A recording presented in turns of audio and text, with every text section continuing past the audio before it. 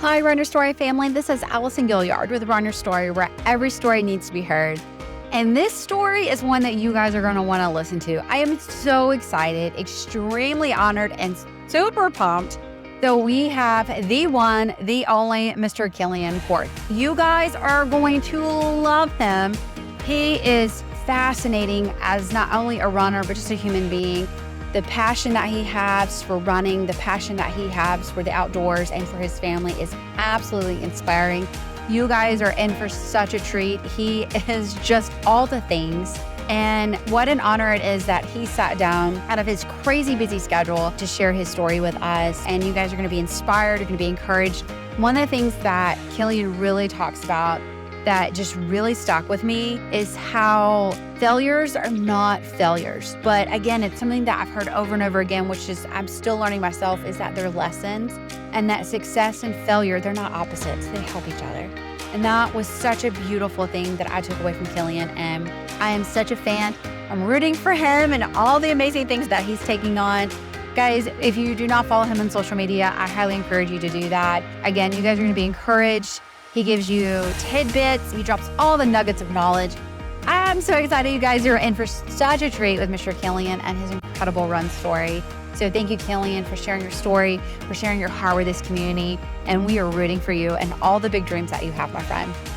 Speaking of making dreams happen, that is who's fueling our podcast stories this month. And it's actually two incredible types of people. One is Gilliard Tech Services. We would not be where we are without him. He makes all of our website dreams come true. He can make yours come true too.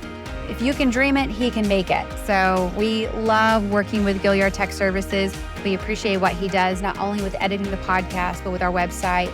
We really, really appreciate him. So if you have an idea, if you want him to look at it from a different perspective with your existing website, definitely check him out at Gilliard Tech Services. You will not be disappointed that you went with him. He's absolutely fantastic, and he loves the running community so much. And so we appreciate him. Thank you, Gray. Thank you from Gilliard Tech Services for believing in this podcast and all that you've done from day one to make this podcast possible. Also, we would not be where we are without our Patreon family members. We absolutely adore these people. I love how monthly I get to put out and say, hey guys, here's who's coming up for stories being released, and here's who's coming up for interviews. And so they are so patient. They're so encouraging. Oh my gosh, we have a Facebook message that we chat in. And so if they ever want to ask questions to any of our upcoming guests, we get to do that. And so if you want to join our Patreon family, we would love that. We'd love to have you on board. And we're always looking for ways that we can give back to our Patreon family members. Every single Patreon family member that supports Runner Story, they are people that are changing the running community. They are making it better day in and day out. And we are so appreciative of them, because they are incredible human beings, and we are so thankful that they believe in this podcast the way they do. So thank you to our Patreon family members, and thank you to Greg Gilliard from Gilliard Tech Services. All right, guys, get ready, get set, and go run with my friend Kilian and his run story.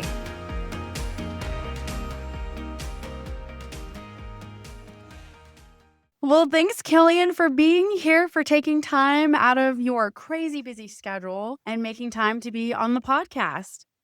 Yeah, of course. Thank you for having me. I'm excited. I like podcasts. I always enjoy discussions. So ready to get going. Oh, that's awesome. So you are, for those that don't know, one, they should go follow you on Instagram because you do some really cool videos while you're running. One of my favorites is when you're running with your dad, because he's been training as well. And you guys were running like there was snow all over the ground. So people should definitely go check you out. The other thing is that if they don't know this about you, that you are the first place male Moab 240 champion and the Triple Crown winner. So my question is, how did we get here? Because it's not like one day you just wake up and you're like, I'm going to go run an ultra, and not only run it, but I'm going to go win it. So how does your run story begin? So when I was a kid, I don't think my parents set out to create endurance athletes, but we always were very active. So my mom likes to tell this story about how when I was like 3 or 4, I was in swim lessons, and you'd get patches for swimming different distances. Yeah. And the older kids were all getting their 1,500 meter patch. And me as a 3-year-old, I was like, I'm going to do that. So I swam for 2 hours and got my 1,500 meter patch on my little bucket hat as a little kid. So there's always been something innate there. The summer I turned 8, so we started this when I was 7. We bicycled from Fort Collins, Colorado to Seattle, Washington. We always did long bicycling trips like that when I was a kid. It was pretty frequent. But I was a swimmer all the way through college, so really competitive, basically from the age of 8 all the way through kind of 22-ish. And then once I was done swimming, I realized pretty quickly that I needed something to fill that void. I've always done better in my life being very structured. And so I had run a marathon in 2017, but didn't train for it. It went terribly. I had the classic, like, I'm never doing this again. And then I signed up for another marathon in 2018. It was a road marathon, but it was in Virginia. And it was a road marathon with 7,500 feet of climbing. So it's a big road marathon. And then I actually trained for that one. It went well. That was May of 2018. July of 2018, I ran the Leadville 50, which is my first ultra. And then even before I had started the 50 miler, I signed up for my first 100, which was October of 2018. Now that I'm a coach, I'm like, that is the dumbest way possible to do this. Like, marathon to 100 miles in 6 months, not super intelligent, but I caught the addiction that a lot of ultra runners have to the sport itself really quickly. So the bug got me. And from then, my first 100 miler didn't go well. I finished, but I lost 7 of 10 toenails. I tried to fuel only on Cliff Bars and bananas. It was totally brutal. But for some reason, I was like, I think I could be good at this. And so next year, ran a few more 100 milers. And then that was 2019. And that's the year that Mike McKnight set the Triple Crown record, won all 3 races, clean sweep, which was the only time that had happened prior to me doing it this year.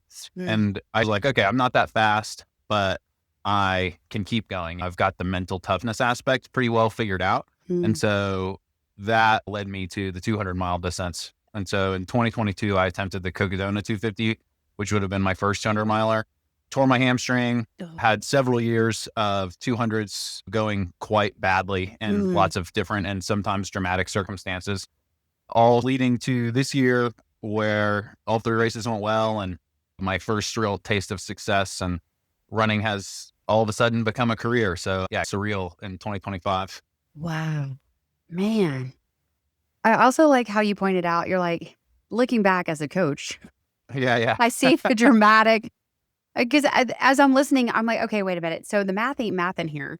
I'm like, so we went from a 26.2 to 100 miles. Okay, cool. In less than a year. Yeah, not smart, but it happened. And here we are. Yeah, and I wasn't being coached, but I could have desperately needed one.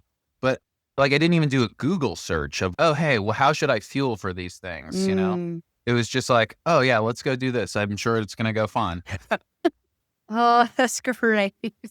Oh, I know as a coach, I'm sure you've heard people say that and you're like, whoa, wait a minute. Yeah, it's baffling. Yeah. Like, I am just totally, it can work. And that's why I said I think I had figured out the mental toughness before any of the actual practical skills of the sport. But yeah, if someone was to come to me and be like, hey, this is my plan, and it was what I had done, I'd be like, no, don't do it that way. Don't go to the path. Yeah. So Kilian, you've already touched on it, especially the mental aspect of it. But with running and your journey itself, what are some lessons that you've learned from this? I've said this on other podcasts as well, but I do think it's the most important thing. Just for a little bit of more specific backstory, like in 2024, I was signed up for the Triple Crown. I also signed up for Coca Dona. So I was doing Coca Dona and 3 other 200s. And I was like, I'm going to win all of these. I'm going to set the Triple Crown record, yada, yada. I was probably far too overconfident. But I DNF'd Coca Dona and then I DNF'd Tahoe within a month, back to back. And so I was really shaken up by that whole experience and had a lot of issues with my self-worth, self-belief, all that sort of thing. And through that experience, I think what I've distilled out of it that's the most important is just that success and failure are not opposites of each other. We, in English at least, and I'm sure in many other languages, we have these binary concepts like up, down, left, right, black and white that are actually opposites of one another. But success and failure, although thought of that way, just aren't that way. So there's no one who gets to a point that could be called success in any way that hasn't first tasted failure, or who, even if they're successful at their first time doing something, doesn't fail at some point. Everybody's got a DNF, whether you're an ultra runner or a business person or an artist, whatever you're doing, like you're going to have the equivalent of a DNF. And so embracing that failure as a stepping stone to what will make you successful, I think, is the most important thing to be able to take the metaphor of life as an ultra marathon seriously. It's just, you're going to fail a whole bunch at doing things, and that's okay. And this is just a part of the process. With that, I think, and this sounds trite, but it's just don't give up. That's what it takes to be successful, is the old Chumbawamba song, I get knocked down, I get back up again. That is really what you have to do. And if you can't manage to do that, like, you're going to be stuck wherever you're currently at. That is such wisdom right there. And I love how you incorporated life too. You're like, it's not just in the trails, but in life. That is so good. Wow. Thank you for sharing that. Of course, yeah. And thanks. That's what ultra running is all about, I think.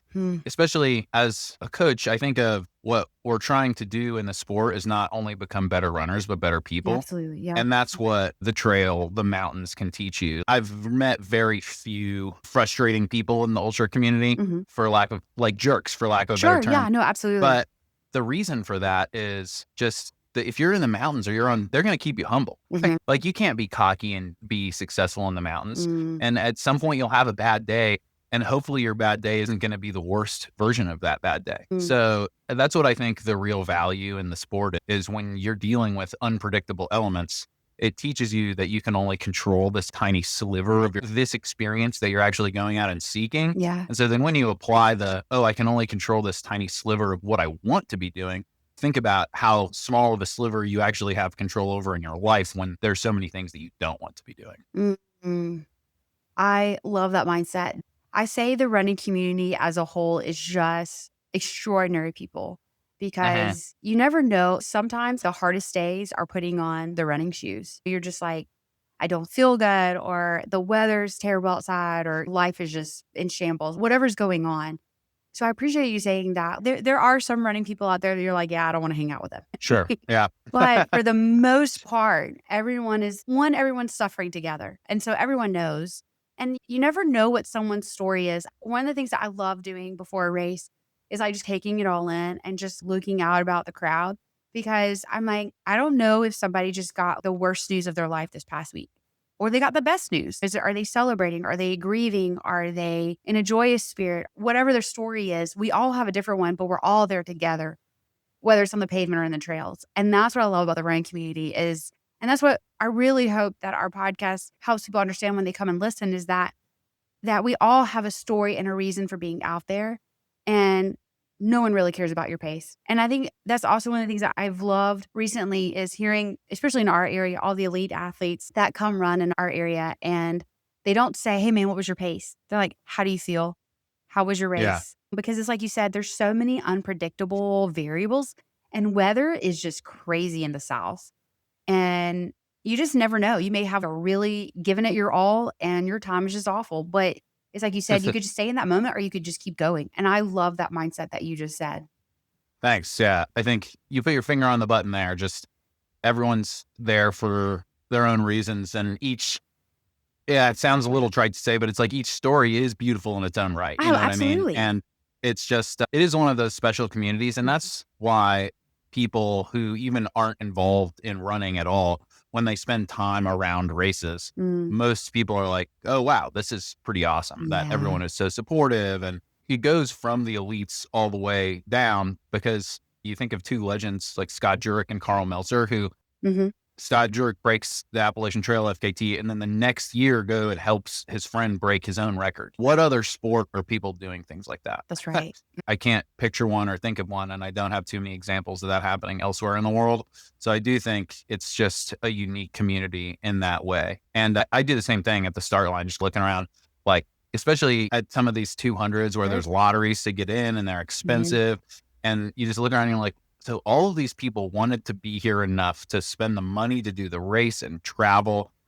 There's no one there who's got a boring backstory to what put them there. You know what I mean? Absolutely. I love that. And I love that you do that too. That's awesome. I love that. Okay. I got to know, because you've been running a lot.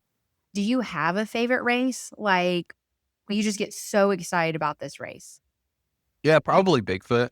That's the second of the Triple Crown 200s. I really like that race. I really like that area. The Pacific Northwest is very different to what I'm used to. You know, I'm in Colorado, and I spend a lot of time in the desert in Utah and stuff. And so I love the American Southwest, but the Pacific Northwest being essentially a temperate rainforest is just vastly different to what I get to experience day to day. So I really like that race, but I haven't done enough races to where I'm like, oh, this one's going to stand out. Like there's so many experiences that I want to have in the sport that I feel like are going to, you just get to a point where something is powerful enough, inspiring enough, whatever, that it all just equals out. So I love the Ouray 100 because Ouray is probably my favorite place on the planet. And I go there to train, and I spend a lot of time in the San Juans in Colorado. If I ever got the chance to do hard rock, I'm sure I'd love that. I want to go do Tour de Jean in the Alps. And so there's just all these places that I think once you reach a certain level of, once it's 10 out of 10, it just doesn't get any better. You just have a lot that are roughly equivalent in terms of how amazing it can be. That's awesome. And I love that mindset too. You're like, there's still other running adventures to be on. Like, that's pretty cool. Yeah, it's weird living in Colorado because I could spend a whole lifetime and not explore just this little sliver of the Rockies, you know? But there's so much available to you within a driving radius, even just in the United States, that it's, yeah, we're blessed to have a plethora of options out here for, do you want to go run in a beautiful desert location or a beautiful mountain location, you know? That's amazing. Do you, as of right now, do you have a race that you're like, I want to go back and redo, or that you're like, I have no desire to go back and redo that one? There are races that I don't have a desire to go back and redo for sure. Just a couple of the early hundreds that I did that I was just signing up for something because it was like the least expensive thing on Ultra Sign Up. And I mean, it's not that they're necessarily bad races. It's just like I've done a few really flat 100-milers. And that's not what I want to be doing. But yeah, I would go back and do the Ouray 100. I would probably do Bigfoot again. But like I said, there's so many races. I feel like there's just like an unlimited amount of experiences that I could potentially have that you have to really love something to go repeat it, you know? That's good. So let's shift to race week, race day. What does routine look like for you pre-race? So I'm an extremely routine-driven person. So basically, I'll do the same things that I do every morning. I would typically wake up and I will drink 2 cups of coffee while I sit and read in my recliner for an hour. If I'm at home, if I'm not at home, I'll sit in some chair that's less comfortable, but it'll work anyway. And I'll read, and then I'll typically meditate for 10 minutes. And then I will start to get ready for my day. Race mornings, my breakfast is typically a mixture of rice and ground beef. And then I'll plan that between 2 and 3 hours ahead of when the race is supposed to start, typically, depending on the time of the race. If it's like a 5 a.m. start, I'm not going to get up at 2, but then just take some deep breaths and try to relax until the start, really. But I don't want to be at the start line for a long time. I am not someone who really socializes for relaxation, if that makes sense. So I don't want to stand around talking to people really before the race. I just want to, ideally what I would do is just get myself teleported to the start line like 1 minute before it starts and then just go.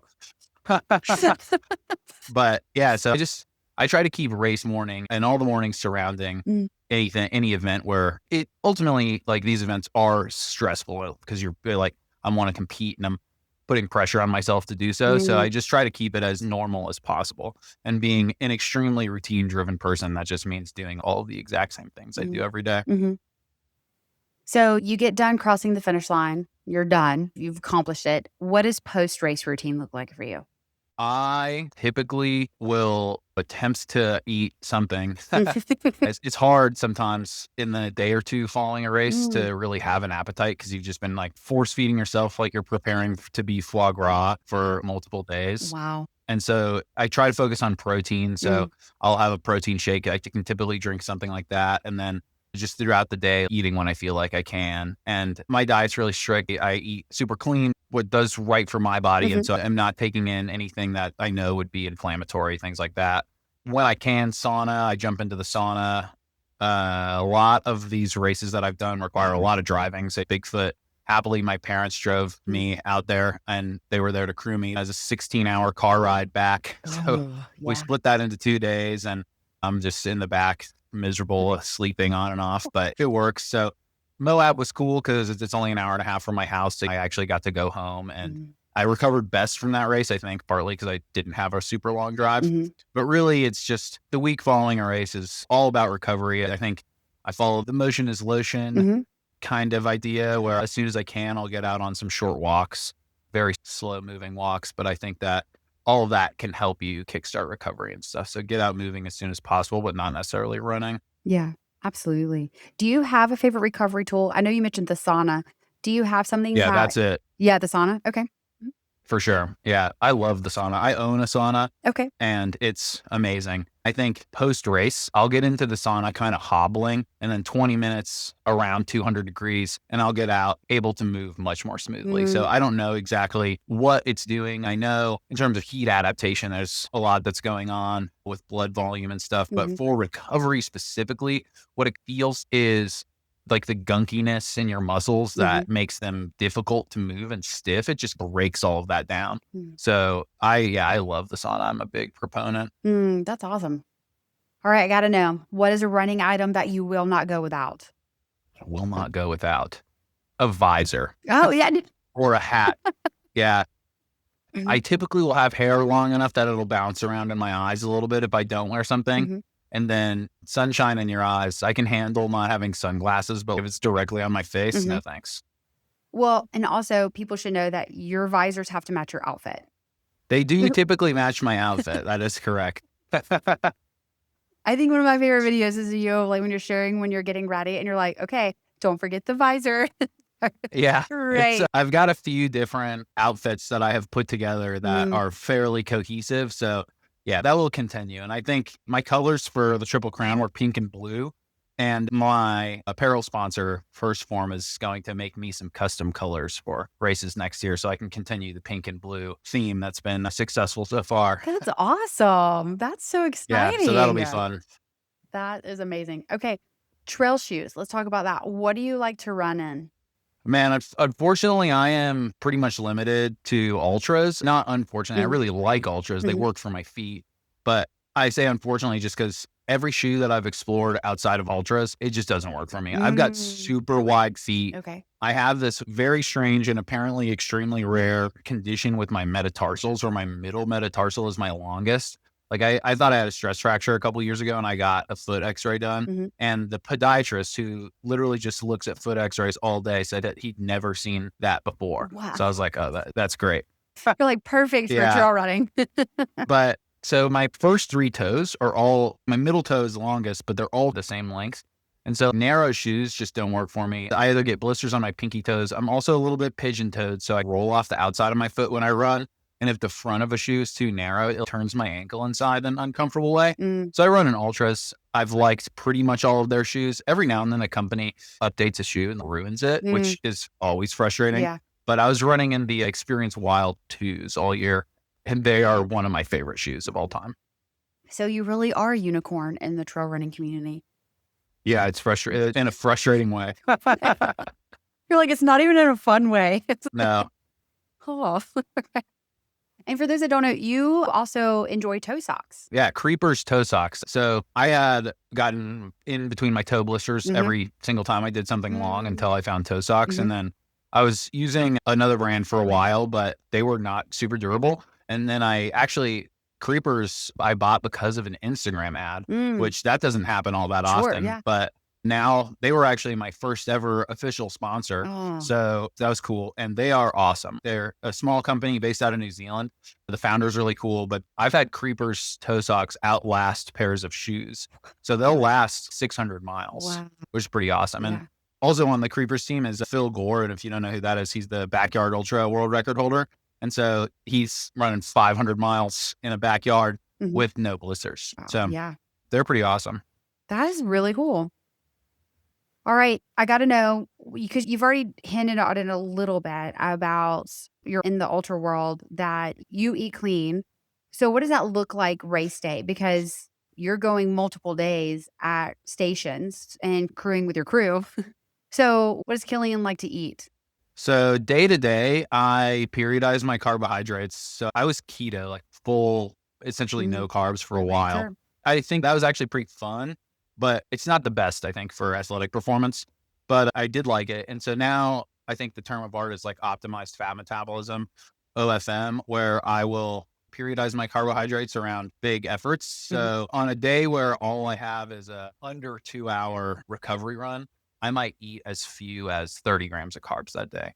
But then on a day where I have a lift or a speed workout or something, it could be more like 200. And then on a day where I've got a long run, it's 300 to 500, depending on what that long run looks like. So my carbohydrate intake is all over the place.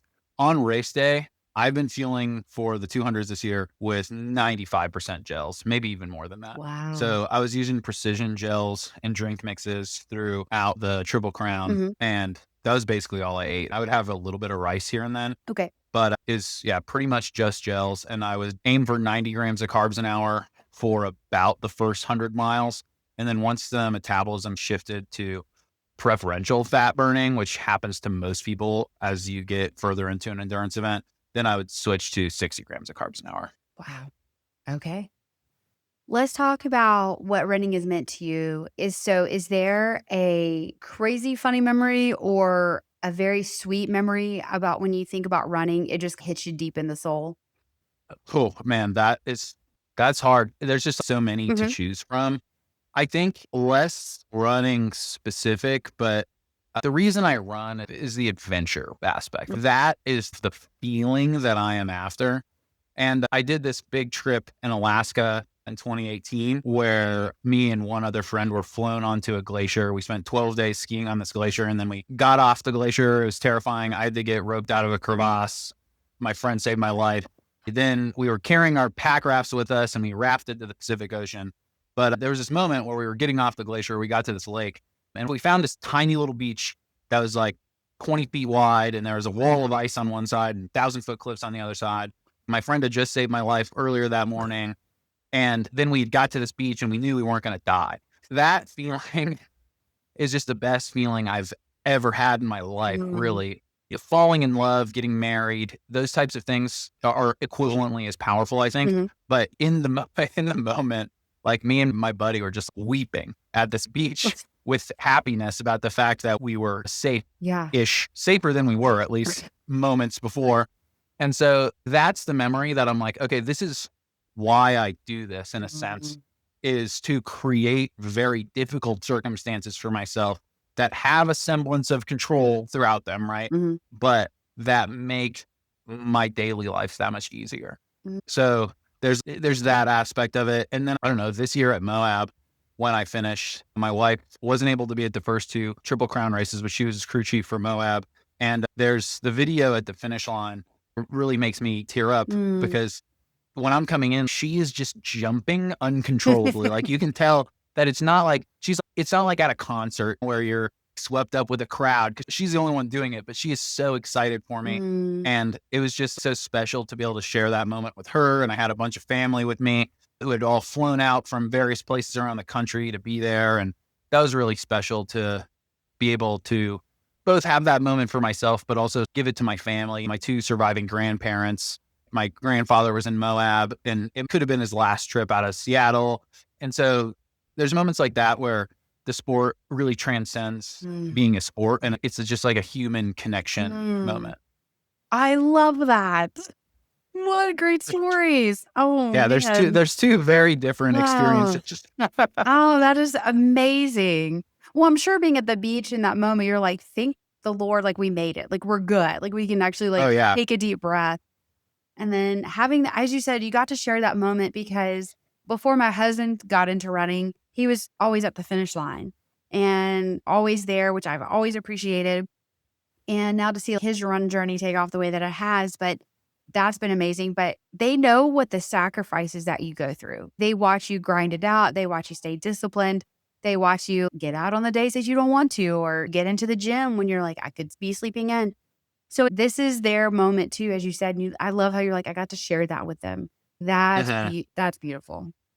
Yeah, it really is. And when I was finishing Moab, I was asked what I was feeling, and the overall feeling I had just throughout the race was just this one of immense gratitude. I do think that ultra running can be a sort of selfish venture in the sense that think about what it takes just to put one event on for these amount of people. And I've got friends flying out and paying to be there to run with me and stuff. And until this year, I was working odd jobs and my wife was supporting my lifestyle. And so I've just got like all of this love in my life that really crystallized in these moments around Moab because I'm having this really intense experience mixed with the feeling of having all my family there. And so that was a really powerful moment. And then I was a little overwhelmed at the finish line and so tired that it was hard to feel in that exact moment. But like coming into it, I was running with my brother who finished all 3 of the races with me this year. He's paced me at a bunch of them.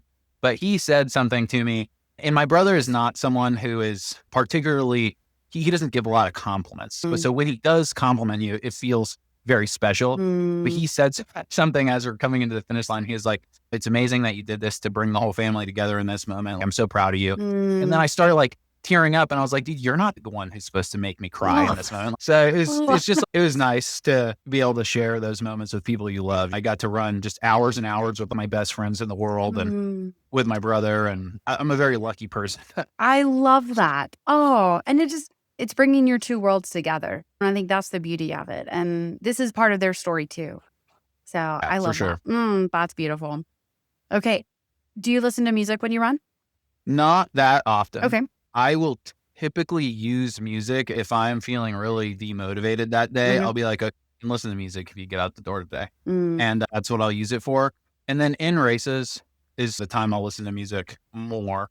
I typically try to save it for when I need it. Or if I'm running alone at night, I'll play music out loud on my phone just because I'm not the biggest fan of running at night. Sure. And it just makes me feel better.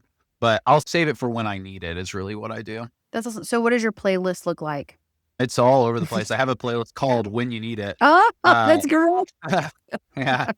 And my favorite band currently is called Ghost. And they just came out with a new album this year. So I've got a few of their albums on that playlist. But then I've got anything ranging from Led Zeppelin, Kanye, Eminem, Linkin Park. I have a very stereotypically kind of gym bro masculine pump up jams. But that being said, I also listens to quite a bit of the K-pop Demon Hunters soundtrack here. So yeah, a few of those songs I think are just uber catchy. And then the song Golden I think is actually really, really good. I don't even think it's a cheap pop song. I actually think it's a very good pop song.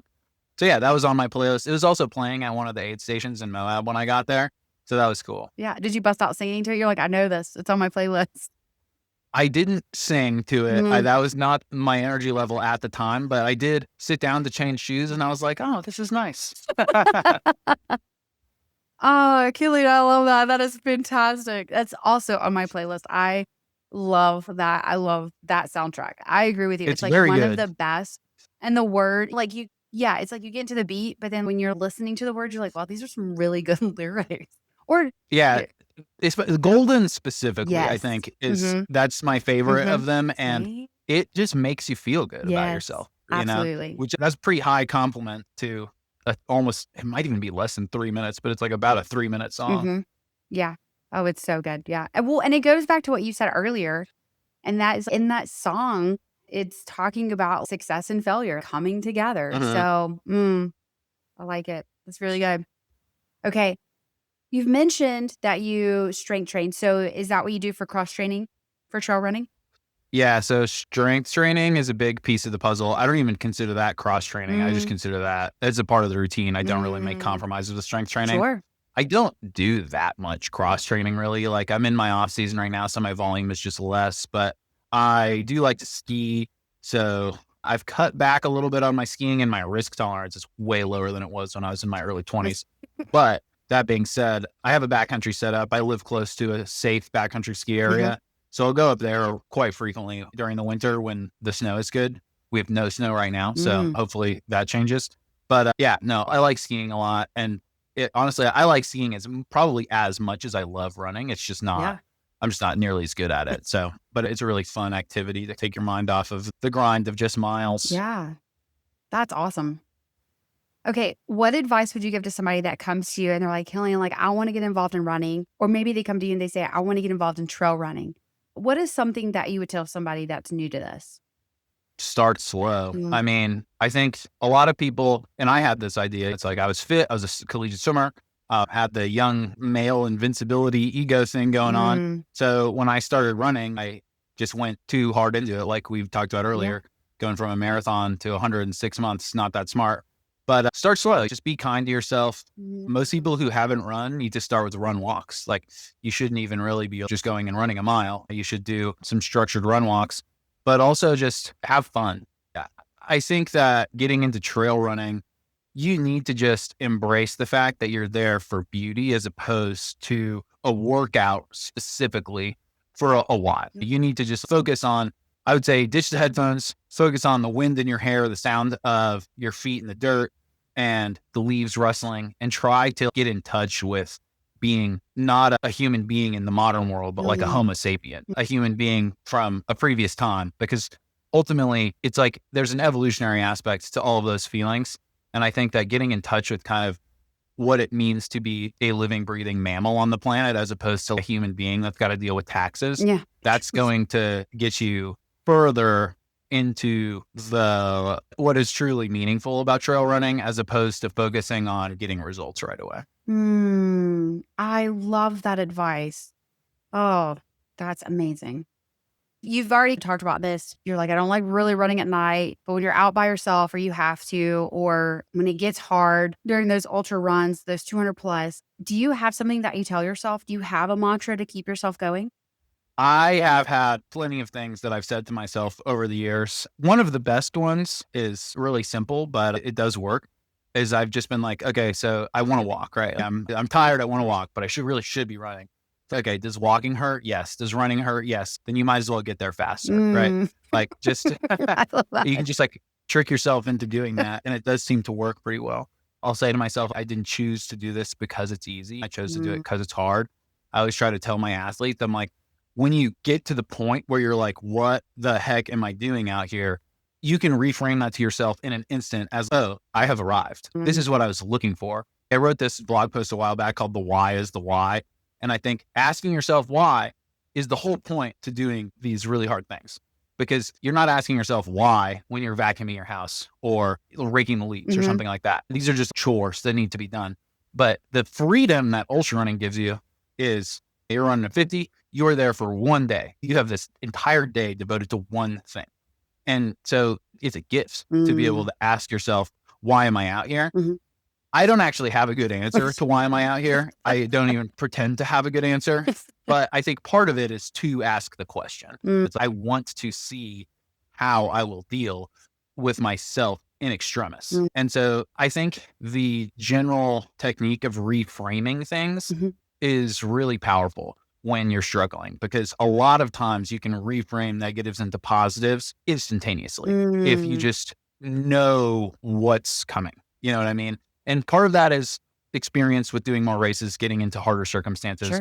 But part of that, like my swim coach in college used to just say, steal from other people who are better than you what you can steal from them. And so if someone listens to this and can take this from me and it works for them, like, excellent. That's what I would love to see. So there's only so much you can learn that's not based on experience, but you can take some of these things that you hear other people tell themselves and try them on yourself. And if they work, they work. If they don't, they don't, Well, you know? that is great. I appreciate that. And that's one of the things that, again, I love about the running community is that I say there's no secrets, because we'll tell you anything you want to know, and we'll talk about anything that you want. And that's how we become better, is because we share that. And I love that you just said that. Just steal it and make it your own. If it works, it works. If it doesn't, it doesn't. I love that. That's so good. It's funny you say we'll talk about anything you want, because it's so true. Even disgusting things. That's And then sometimes you're around like normies and you have to just tone that down. You're like, oh, I shouldn't be talking about how I had to take 3 dumps an hour for this section of this race. Sorry, that's TMI for people who aren't involved. But it's funny with ultra running, because you're just like, it's just like, you got to ask practical questions. It's an inherently practical sport. It's a disgusting sport, and you just have to embrace that. That is fantastic. That's great. I love that. So you've already talked about how you cannot wait to do more races. So what are your goals now going forward? Because you've won the Triple Crown. That's pretty epic. And so what is next for you? So I am signed up for Coca Dona 250 next year. I've had a very checkered past with that race. I DNF'd it, tore my hamstring the first time I tried it, almost won the next year, but then totally blew up and had pulmonary edema. And I was in the ICU for a little while after that, and then DNF'd the year after that. So hopefully I will figure out some of those issues for this upcoming year. Hmm. I'm going to try to sign up for Tour de Jean, which is a 200 miler in the Alps. It's 208 miles with something like 86,000 feet of climbing. So it's a total beast of a mountain race, Sure. but that's right up my alley. Ultimately, long term, I'd really like to get into long FKTs. So if I don't get into Tour de Jean next year, I may go for the Colorado Trail FKT, which is 490 miles. Wow. And then I would like to, I have some really grand dreams of things that seem barely possible, but set the Appalachian Trail, the CDT, and the PCT, FKT 3 years running and be the first person to hold all three at the same time. That would be cool. But, and then there's other things. There's a long trail that runs basically the length of Chile all through the Andes. And I don't know who, there's probably an FKT on it, but who knows? And I like the adventure aspect. I'd love to do that. I want to get out to the Himalayas sometime just to see it. There's just parts of the world that even more than doing a race, I just want to go experience it. So there's lots to be done. We live on a pretty cool planet hurtling through a void. So Absolutely. I'm grateful to be alive and to be able to have all these options. Oh, that is amazing. That's extraordinary. So what is your favorite length to run, whether it's race day or it's a training run? Do you have a favorite mileage?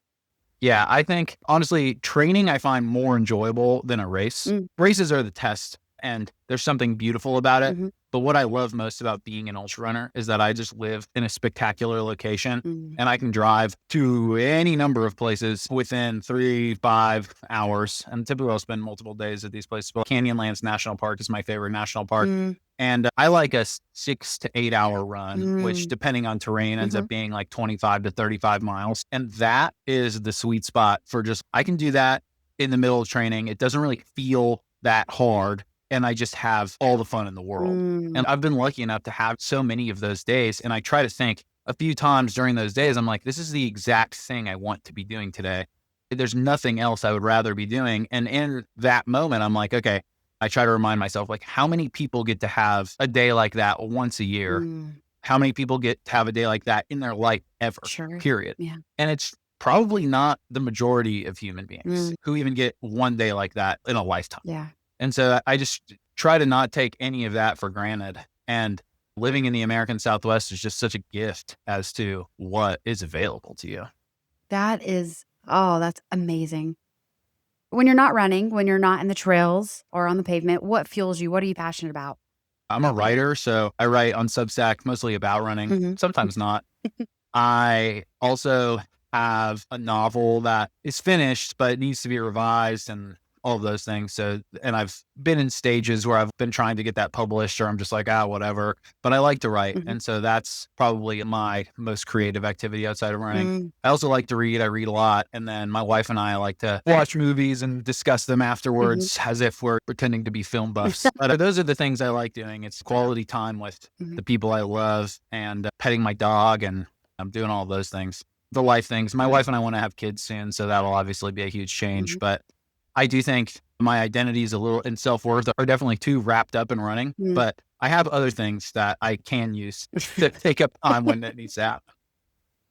Kilian, this has been so much fun and amazing. And I am grateful to you for being such the grateful runner that you are. That's all I've heard from you is just the gratitude aspect of running. And that is beautiful. And I think we all need that reminder of, yeah, some days are hard to run, but we get to run. And no matter where that's at, whether it's in the pavement or in the trails, that's a beautiful thing and a beautiful reminder. So do you have any final words of wisdom? I appreciate that. Thanks. And I think keeping in mind just how much of your life is born of circumstance. And by circumstance, I really mean luck. If you live in the US, you're already lucky. You could have been born many other places where there are no opportunities. And so you can look at that in a morbid sense and you can get sucked into, wow, the world is chaos. This seems insane. But if you look at it in a positive sense, like just think about every time you step out the door with running shoes on, you're choosing to do something. Your life isn't run by circumstance in the sense that your life isn't decided for you. You have 30 minutes, 40 minutes, however long you're taking for this run to do this thing. And I meditate every day, and meditation, I don't want to meditate often, but I frame it to myself as I get to do this. Like I get to take 10 minutes out of my day to sit here in silence and be with myself Mhm. and Yeah, whatever sure. ends up going through my brain at Mhm. that point in time.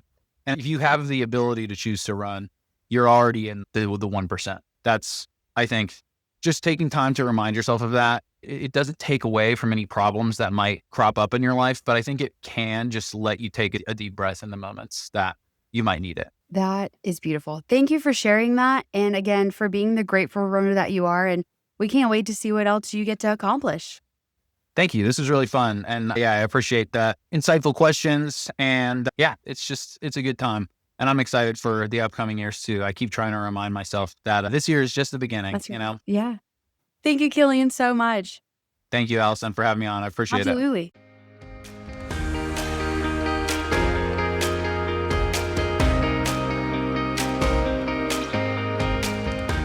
You just can't help but love Killian. What an amazing human being. The way that he respects and loves running, the way that he pours back into the running community, just absolutely incredible. His story is amazing. I'm just incredibly, again, thankful to Killian for taking time out of his day. He has a lot going on. And so thank you to Killian, and thank you to your wife. Like, I am so in awe. You guys are a power couple, and you understand, Killian, that your wife is making your dreams possible, which is y'all's dreams. And that's absolutely beautiful. And so congratulations to you guys. I'm so pumped for you and all the adventures you're going on. And I love watching the social media pages of you guys because you're doing incredible things, not only in the running community, but also in the community as a whole. So Kilian, we're cheering you on, we're rooting you on, and we can't wait to see what else you do, my friend. And not only on the pavement, but also in life. So thank you for sharing your story and for sharing your heart with this community. And thank you again to Gilliard Tech Services and to our Patreon family members. You guys are making Run Your Story possible. And we wanted to take this month to say thank you for that. So thank you for believing in the Run Your Story the way that you have. You've been here from day one. And so we're incredibly grateful. So again, guys, if you're looking for a website to be built, check out Gilliard Tech Services if you need your website revamped. He is your go-to. If you dream it, he can build it. That's what's amazing about him. And I'm so proud of Gilliard Tech Services and all that he's done, and incredibly grateful for all that he's done for Run Your Story and just the love that he has for building websites. And he understands that you can tell a story through a website. And that's just really, really cool. And again, to our Patreon family members, we would not be where we are without you. Thank you for believing us, for always being patient with us, and for encouraging us and telling us to keep going, because we do what we do because of you. So thank you to our Patreon family members. Guys, if you want to be in on this, join the Patreon family member. If you love this podcast, join the Patreon family members. We would love to have you be a part of this. So you can find out more on the Run Your Story page as well. As always, thank you to everyone who listens. Thank you for sharing, liking, commenting. We love the feedback. We love hearing the stories. We love when you guys get excited about sharing stories, and that's what's so important. So we're so excited about what's coming up this month. We're so excited about the stories that we've gotten to share already. And the way that those get shared is by you sharing them. And so if there's someone's story or something that has really spoken out to you, please feel free to share that. We love getting the messages. We love seeing it on social media. We're really proud of what Run is able to do and has done and is going to do. Big things are in store, and so we're really, really excited. We're really thankful and so appreciative of everyone who believes in this podcast and sees the value in it. And so from our Patreon family members to all of our official podcast partners to somebody like Greg Gilliard from Gilliard Tech Services, who day in and day out sacrifices his time to make sure that this podcast and the website sounds and looks as good as it does. So thank you to everyone who makes every story possible on this podcast. With that being said, guys, go run your story, because every story needs to be heard.